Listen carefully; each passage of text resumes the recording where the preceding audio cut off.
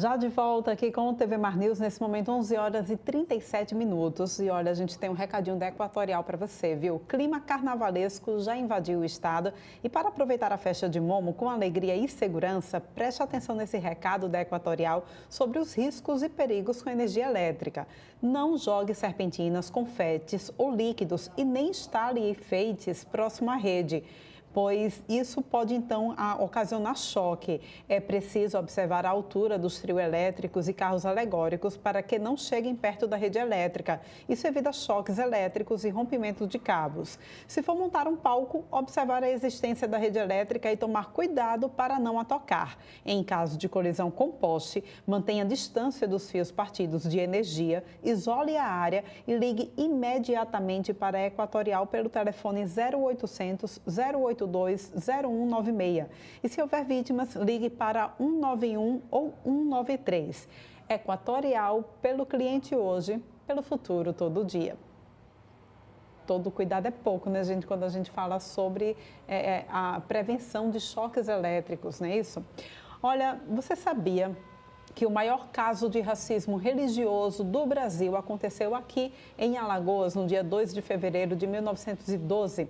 A Liga dos Republicanos Combatentes, uma milícia armada a mando do político Fernandes Lima, então candidato a vice-governador e posteriormente eleito, realizou uma série de ataques a terreiros aqui de Maceió, provocando a destruição de territórios e objetos sagrados, além do êxodo e assassinato de pais e mães de santos, num episódio que ficou conhecido como Quebra de Xangô.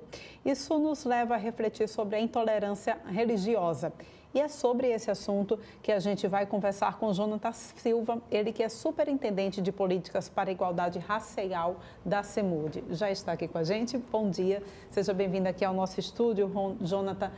A gente precisa lembrar, né, não pode deixar cair no esquecimento que no dia 2 de janeiro houve, há 112 anos, essa quebra de Xangô, que é digamos assim, um caso que ficou muito conhecido nacionalmente como um ato de intolerância religiosa, né? Mas quando a gente fala esse termo, intolerância religiosa, muita gente ainda se pergunta o que é. E você poderia explicar isso para a gente? Bom dia. Bom dia, muito obrigado pela receptividade, obrigado também a todos os telespectadores que estão acompanhando o programa. Então, quando nós falamos de intolerância religiosa, de maneira mais simples possível, acho que é importante, né, a gente trazer essa mensagem objetiva, é todo e qualquer ato discriminatório que leve a pessoas a se sentirem incomodadas, né, nesse sentido. Então, quando a gente fala sobre discriminação religiosa, no sentido que eu posso professar a minha fé com liberdade, né, sem ter alguém praticando atos discriminatórios ou impedindo, de certa forma, né? Como hoje, né? Dia 2, sabe que em Salvador celebra Iemanjá e eu estava acompanhando algumas reportagens.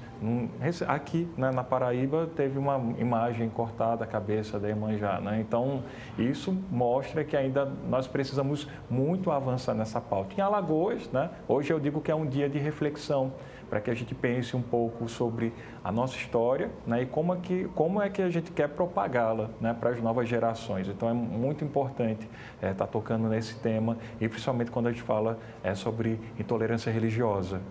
É verdade, viu, gente? Olha, existem algumas questões que a gente deve estar atento para que a gente evite cair na cilada de cometer intolerância religiosa? Sim, porque na medida que a gente se incomoda, né, com a fé, a forma que o outro acredita, né, existem muitos termos, né, todo mundo chama Jeová, Jirê, Deus, Oxalá, enfim, eu acredito que não importa o caminho que você siga, mas se for para praticar o bem, né, para o outro, você já está fazendo a sua parte para o crescimento da humanidade.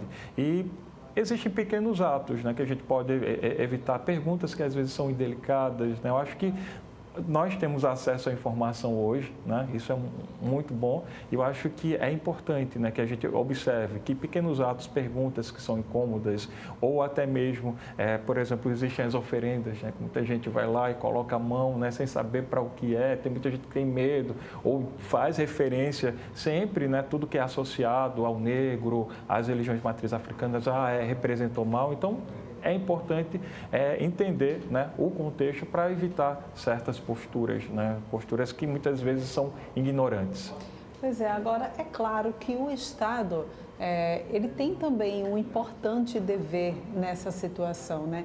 Como que o Estado ele pode incentivar o respeito entre as religiões? Enfim, nós sabemos que é mais de um século, né, de reparação hoje, né, de reparação histórica, e eu digo, na pasta que eu estou representando, né, como superintendente interino, é recente, nós estamos fazendo alguns planos para esse ano, justamente para trabalhar principalmente a questão da educação. Eu acho que a base principal para qualquer ato, combater qualquer ato de intolerância ou de racismo, é com base na medida da conscientização. Então, esse ano, enquanto superintendência, nós estamos planejando a partir de março, um projeto piloto com gestores educacionais voltados para a educação antirracista, né? Temos também estruturando um observatório da igualdade racial, que tem o objetivo não só levantar dados, mas que esses dados eles sirvam de parâmetro para a construção de políticas públicas de combate ao racismo, de combate à intolerância religiosa e também a estruturação de um canal de denúncia, que é muito importante, né, quando nós nos sentirmos ofendidos ou ver qualquer ato. Você me perguntou sobre qual seria a postura também mais adequada para combater o racismo ou a intolerância, é também denunciar. Isso é muito importante, né? Então, se eu vejo e percebo que algum terreiro está sendo atacado, alguma igreja, enfim, eu digo que a gente tem liberdade, estamos num Estado laico, então é muito importante também nós, enquanto cidadãos, nos incomodarmos. O incômodo é que gera as pequenas revoluções. Pois é, agora você mencionou um termo que eu acho muito importante a gente explorar um pouquinho mais ele, né? Quando a gente fala que o Estado é laico, o que a gente quer dizer? E quando a gente diz que ele é laico, qual é o papel dele diante dessa diversidade religiosa e de raças, de cores que o nosso país tem? De acordo com a nossa Constituição, né, no artigo 5º, o Estado, né, ele oferece o território brasileiro a um Estado no qual você pode não receber, no caso, né, de maneira simples, não passar por situações de constrangimento, você professar a sua fé livremente, ter a sua liberdade também de opinião, mas a gente sabe que, na realidade, a coisa é bem diferente. Então, eu digo que sempre a conscientização ela é super importante, né? A gente saber os nossos deveres e direitos, para que a gente possa também cobrar, né?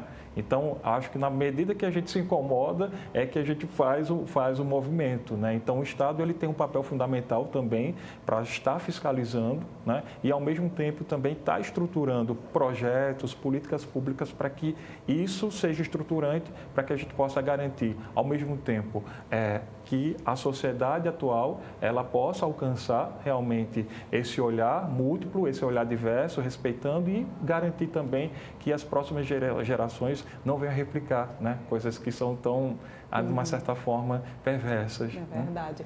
Agora, infelizmente, a gente vê, né, que a maioria dos casos que envolve casos de intolerância religiosa está geralmente ligado à questão da intolerância com religiões de matrizes africanas. Isso está muito ligado ainda ao racismo? Exatamente, né? Principalmente o racismo estrutural, né? Que passa por comportamentos que dizem, esse caminho é o correto, né? Se você não fazer parte dele, você é totalmente descartado. Então, o grande objetivo, né, por exemplo, fazer projetos voltados, por exemplo, para a educação, é para conscientizar desde a base, né? Para a gente reconhecer, né? Nos reconhecemos, a gente ainda tem essa dificuldade de ter esse reconhecimento, conhecer de fato, por exemplo, a nossa história.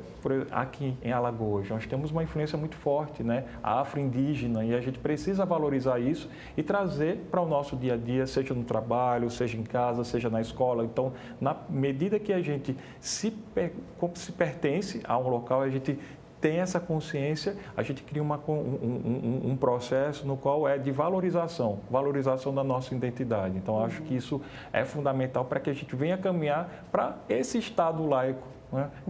De fato, né? Que ele saia do papel. É verdade.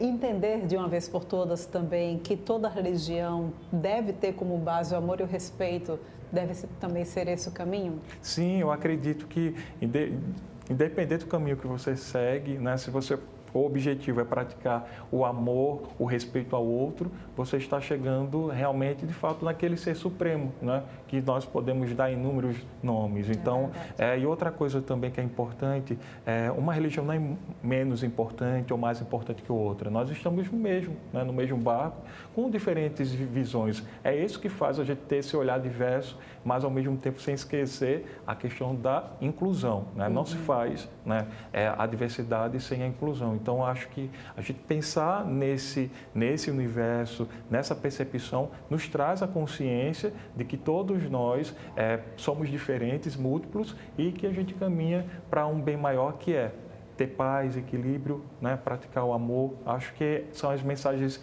importantes que toda e qualquer religião busca transmitir, independente das vertentes. Pois é, gente, olha, e é importante a gente trazer esse debate aqui à tona, porque tem gente que acha que não, mas quando a gente fala sobre um Estado laico, sobre o respeito à religião do próximo, a gente mexe com toda a nossa sociedade, de uma certa forma. Saiu hoje em alguns jornais, inclusive, a decisão de um magistrado, não sei se você está sabendo, a decisão de um magistrado contra a implantação do DIU em mulheres a partir da rede pública de saúde. E ele diz em seu argumento de ser contra a implantação do DIU em mulheres, porque isso estimularia o sexo pelo sexo, apenas pelo prazer da carne, e isso é contra as leis da religião que ele acredita. Então, para você ter noção do quanto que isso mexe com a nossa vida, com as decisões de outras áreas que a gente acha que não tem nada a ver. Exatamente, né? Então, opiniões como essa podem, ao invés de instruir, né, que é o grande papel, né? Nós que ocupamos espaços públicos, né, que temos o nosso papel na sociedade, imagina, né, você consegue de fato modificar o pensamento de várias pessoas. Então é importante, né, a gente estar sempre consciente, e eu digo que a educação é primordial, e até mesmo tomar o cuidado com as pessoas que interpretam, né, ao seu bem-querer as leis, as escrituras, os mandamentos, enfim, eu acho que isso é importante. Tudo é o caminho da educação. Né? É verdade. Muito obrigada pela tua participação aqui. A gente volta a se encontrar em outras oportunidades também. Eu agradeço, e a mensagem que eu deixo é que a gente, a cada momento, a gente busque, de fato, a qualquer ato de racismo, intolerância religiosa, a gente procure denunciar também. Acho que é muito importante a gente dar essa assistência a quem é vítima.